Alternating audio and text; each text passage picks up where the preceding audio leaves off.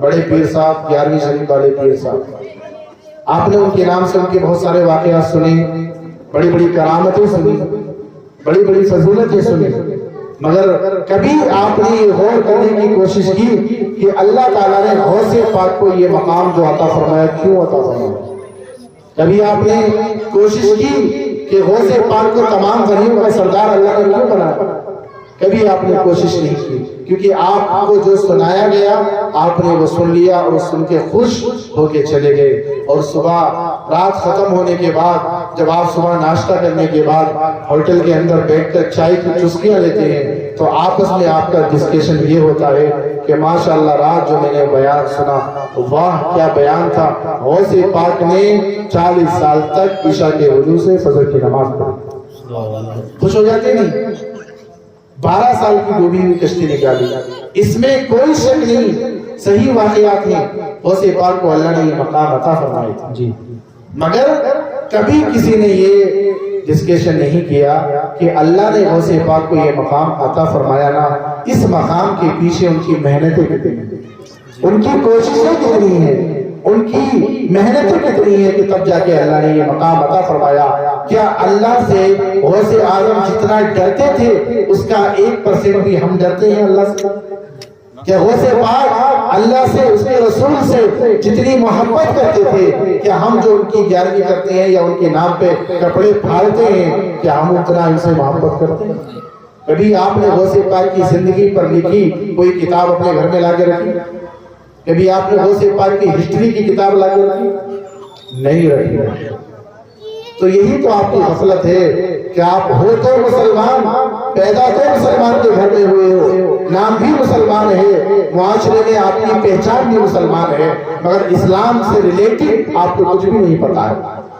غوث پاک مکہ کے اندر گئے، حج کرنے کے لیے گئے، طواف کعبہ کر رہے ہیں، غور سے سننے کی ضرورت ہے کہ اتنا بڑا ولی جس کی گردن سارے ولیوں کی گردن، جس کا پاؤں سارے ولیوں کی گردنوں پر تھا، جو قم بإذن اللہ کہتے تو مردے زندہ ہو کر کھڑے ہو جاتے، یہ ان کا مقام تھا۔ جب طواف کرنے کے لیے گئے تو رات کے 12 بجے آدھی رات کا حصہ گزر گیا، ابھی جو خانہ کعبہ کے اندر رات اور دن ایک ہو گیا ہے، ابھی کیا ہو گیا ہے؟ رات اور دن ایک ہو گیا۔ اگر اس کونے پر کوئی آدمی بیٹھ کے دعا کر رہا تو وہاں والا بھی دیکھ لیتا، مگر 700-800 سال پہلے کا زمانہ، غوث پاک کا زمانہ 700 سال پہلے تھا، وہ یہ نہیں تھا رات کے 12 بجے کے بعد تاریکی اندھیرا ہو جاتا تھا۔ کچھ اللہ والے ایسے تھے کہ اس رات کی تاریکی میں آتے اور خلاف کعبہ کو پکڑ کر، چادر کو پکڑ کر رویا کرتے اور اللہ سے دعائیں کرتے۔ 12 بجے حضرت شیخ سعدی اپنی کتاب میں لکھتے ہیں کہ میں 12 بجے جب میں گیا، آدھی رات گزر چکی تھی، میں نے دیکھا کہ میں کعبے کے پاس بیٹھ کر دعا کر رہا ہوں، لیکن کعبے کی دیوار کے اس طرف سے ایک انسان کے چیخنے اور چلانے اور رونے کی آواز آتی، اور وقت کتنا ہے؟ آدھی رات۔ ہمارے اہل سنت والجماعت کے عاشقانے غوث اعظم کو میں توجہ دلانا چاہتا ہوں کہ یہ مقام، یہ غوثیت، یہ ولایت اتنی آسانی سے نہیں ملی ہے۔ شیخ سعدی جو باقیہ لکھتے ہیں اپنی کتاب میں، وہ فرماتے ہیں کہ میں نے دیکھا کہ ایک آواز آتی ہے، اور وہ آواز یہ آتی ہے کہ ایک شخص اللہ کی بارگاہ میں کعبے کے غلاف کو پکڑ کر زار و قطار رو کر یہ دعا کرتا ہے، یا اللہ میری نیکیاں قبول فرما۔ کیا عرض کرتا ہے؟ کیا؟ یا اللہ میری نیکیاں قبول فرما، اور میرے مولا اگر میری نیکیاں قبول نہیں ہیں تو کل قیامت کے دن مجھے اندھا کر کے اٹھا۔ کیا کر کے اٹھا؟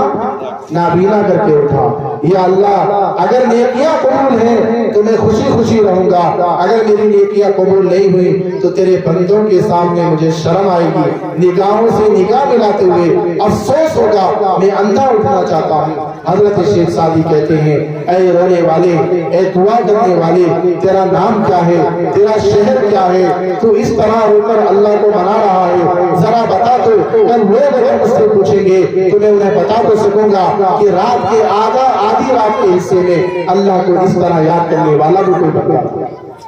آواز آتی ہے، اے انسان مجھ سے میرا نام پوچھنے والوں، میں کون ہوں تو ذرا سن لو، میں کوئی اور نہیں بلکہ میں وہ ہوں جسے سید سید الاولیاء سردار اولیاء شیخ عبد القادر جیلانی کہا جاتا ہے. میں وہ ہوں اپنے رب کو منانے کی کوشش کر رہا ہوں.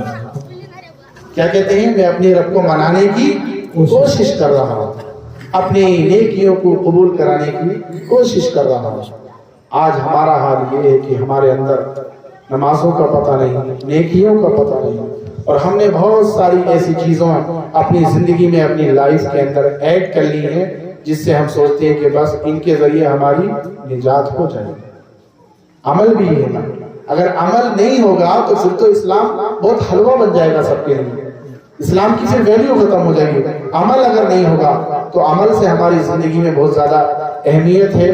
ہم جس نبی کا کلمہ پڑھتے ہیں, جس نبی کی شان بیان کرتے ہیں, جس نبی کی تعریف کرتے ہیں, ان کی عبادت کے تعلق سے اگر